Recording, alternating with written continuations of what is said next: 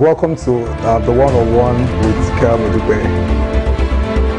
That's why they close. They quickly take their uniform off because they are vulnerable. There is no way, from the layman's point of view. Thank you very much, Kere, to come and do their wire fell down and their what the R V in mafia manager called the Capone the Titikapi became a worse godfather than every other.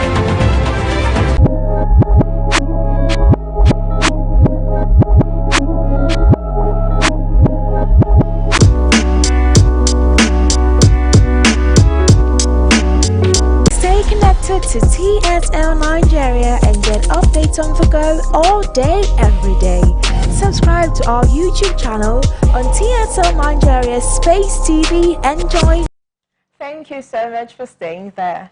Now, public opinion is an opinion that's held by a group of people in a society or a state about a particular subject matter, an issue or problem.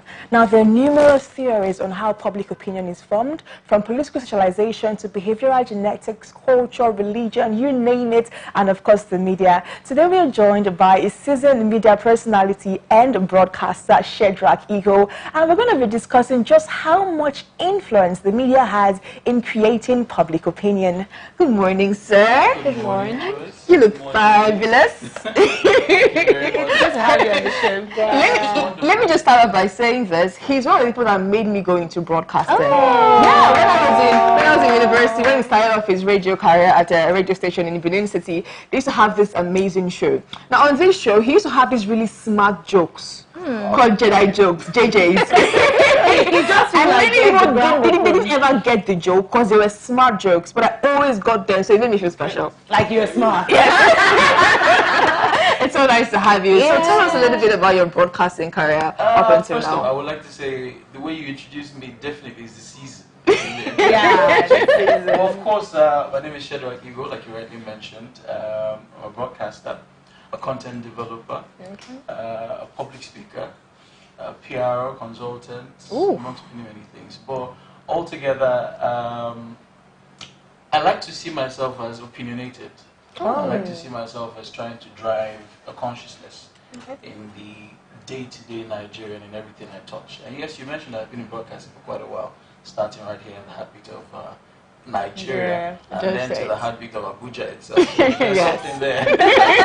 But it's really lovely to have all three of you in one show. Wow. I don't know if Edo State and Nigeria is aware of problems about it.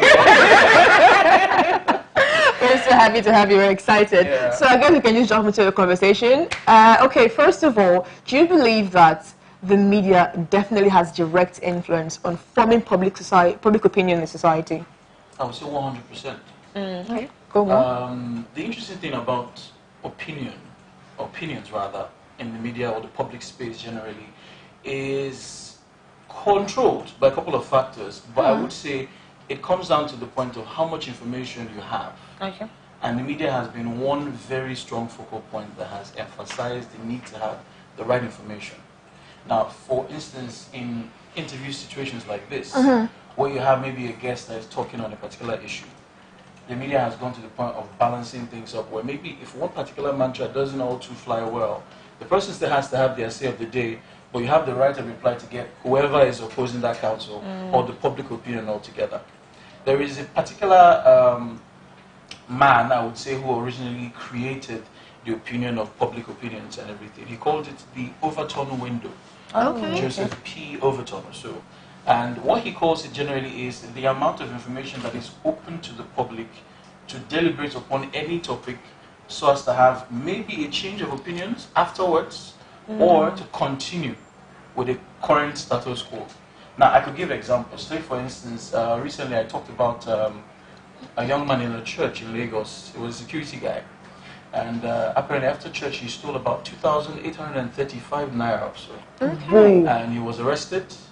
And while his bail hearing was being done, he was told to pay a bail of 30,000 naira. Stop it. And while that was done, he was arraigned to appear in court, I think on the night of this very month. Wow. So I got the conversation asking people, how do you pay 30,000 naira For 2,000 naira for 2,835 naira you stole, and you're still in court to face the possible sentence? So it got people talking. I met a couple of lawyers. They mentioned, yes, the law actually gives grounds for such to be done. But the public did not agree with it. A lot of people were like, how do you over-punish someone for something of that nature? Now, the beautiful thing about the public opinion is that over time, these factors, these concerns, could be brought in by the legislature and said, okay, you know what, how about we make punishments that are commensurate with the crimes people do? Okay. You can't have somebody steal 400 million naira and the person is paying a bill of 20 million and then has to travel away for foreign treatment, so to speak. And then someone steals 2,000 naira and is paying 30,000 naira. It doesn't make any sense. So, of course, these are the factors that make up the overturn window. And generally, when you put all of these considerations together, the one body in the world that has been able to do all of that with a professional balance and the variety to give the people a chance to air their opinions, to also learn new opinions that they may not be aware of, has been the media.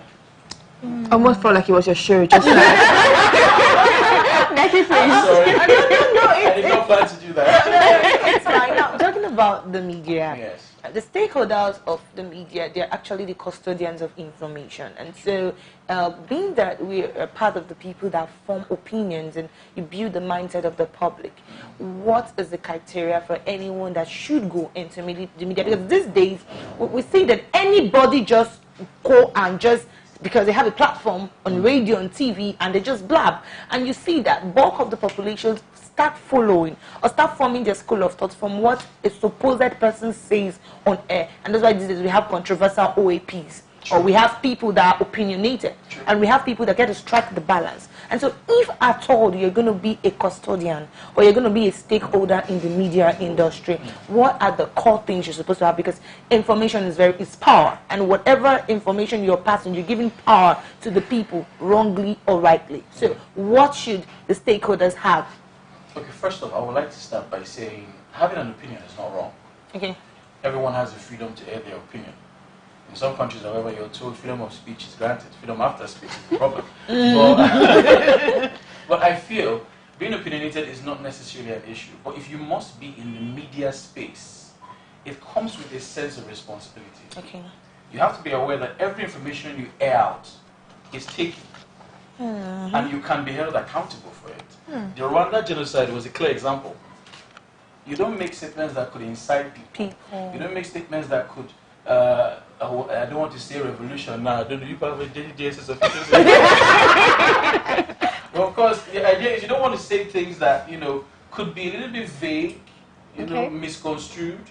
You want to air the opinion, you want to feed the information, but if you must be in the media, you must come with it with a sense of professionalism. Okay. And that's why sometimes in our early days in broadcasting, I met some of the stakeholders, the what I call it, the holders, the custodians of information that you mentioned, that would say, as a broadcaster, you're not meant to have an opinion. And I agreed with that fact, because technically, if I am going to be talking about things in the newspaper, analyzing opinions about a lot of things, I ought to have an opinion.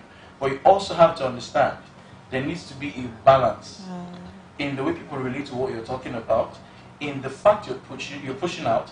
It shouldn't just be your opinion taking control over the entire discussion. The discussion can be out there. People can relate to it. But what is the extra factor you bring in for people to take that second to look again? Like, okay, what if Neke's opinion on this issue could be true?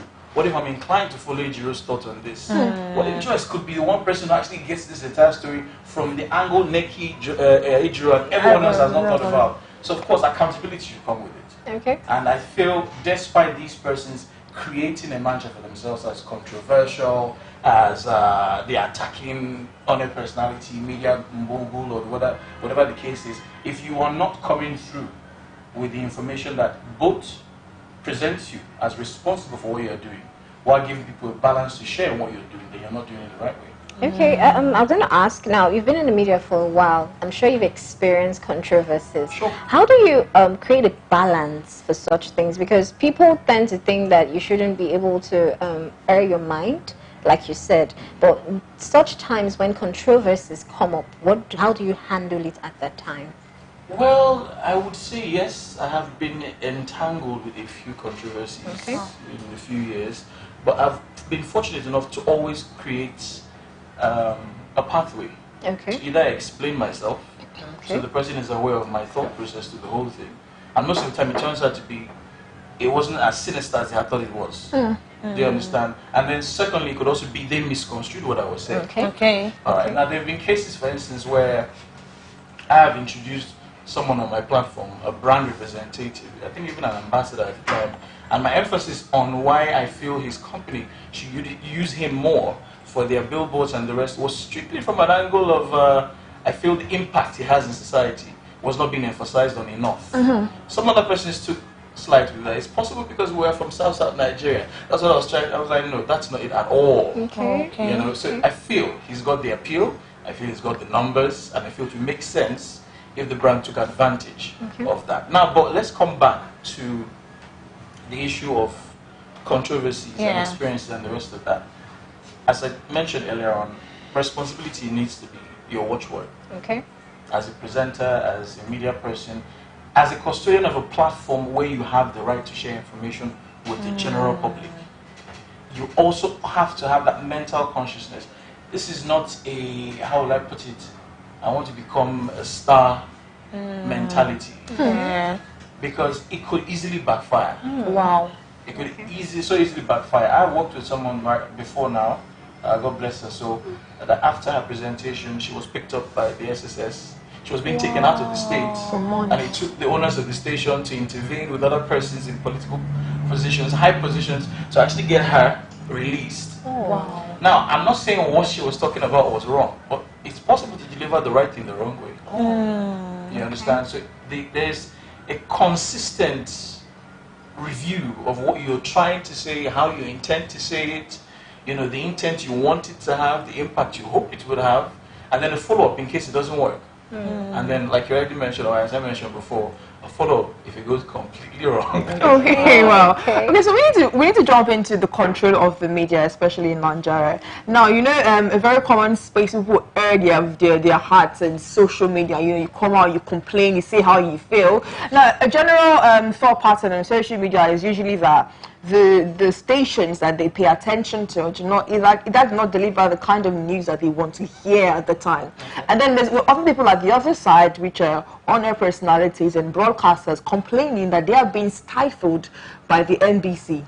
Okay. So in the media's role in propagating or helping form public opinion, is there a disconnect? Are they being stifled? I would say to an extent, yes. Okay. I would say to an extent, no. I don't know, I have so many examples. I was about to say that it'll come to me like, not like 4 examples. Okay, go ahead. It's fine. I had a situation whereby I hosted 2 members of an opposition political party in Edo State here on a political program, and I had members of the NBC calling the head of the news, warning them to warn me on air as regards allowing my guests talk about what they were saying. Okay. Now, I went back afterwards when I was done with the show, and I told that, look, the NBC understands that there is a right of reply. If they do not like what this person is saying, it is expected that whosoever they had spoken about has the platform to come through to clear the air. Now, I feel why I said to an extent yes. The NBC definitely wants to make sure that everyone in the media space is following the ethics of the profession. Okay. Because yes, when there is no control, there will be abuse. True. There have been opportunities of that nature. You even have situations whereby celebrities walk out on interviewers because they're like, look, this conversation is no longer either beneficial to my brand or completely condescending or disrespectful to me. And they have the right to do so. But why I say the NBC has that control, I feel sometimes there needs to be a little bit of a leeway to how presenters, media personalities have access to express their opinions on certain things. But why I say it's also not exactly on the NBC, to a large extent, a lot of the work we do as media personalities is research. You've got to know your onions back and forth about every single story before you throw a question out there. And I think in some cases, if you feel the discussion is a bit too sensitive, you could preempt the person. Is it cool if we talk about this? Okay. I would like to get the public opinion about this. If they are not cool with it, then your platform should not be an attack zone. It shouldn't be an opportunity for them to feel, you know, they cringed a bit like maybe I shouldn't be here or honor this invitation. Because some persons have made their platform seem that way. Like when you're on my show, it's hell. I don't mean me though. Okay. But I feel, yes, if you take a responsible steps enough to control the amount of research you do, the amount of information you have, and the way you deliver it, you'll be able to go around it without the embassy giving you issues. I mean, after I explained to the lady in question, she actually commended the whole thing afterwards. It's just like you saying you know the rules and you can bend the rules to... I would not say bent, I would just say... You take That was the Eagle Broadcasting Masterclass. Now, this one is quite touchy, so, you know, flow with me on it. Yeah. Now, we've noticed over time that some stations seem inclined to a particular political ideology or political party or person in power. How can I, as a listener, diffuse or understand which one is giving me 100% balanced point of view when, you know, I'm watching all of them? I'm watching this station, I'm watching this station, I'm watching this station. Is there something I could look out for to know that it seems like these guys are in favor of this particular group? What can I look out for? mention names as examples? Well, you are disclaimer. Let me avoid all of that. That is actually a very, very sound question. Yeah. Okay. I've had this conversation with a couple of people before, and I keep saying it's rather unfortunate that a media platform would decide, whether consciously or unconsciously, to make itself known for either a specific political opinion or a specific political individual.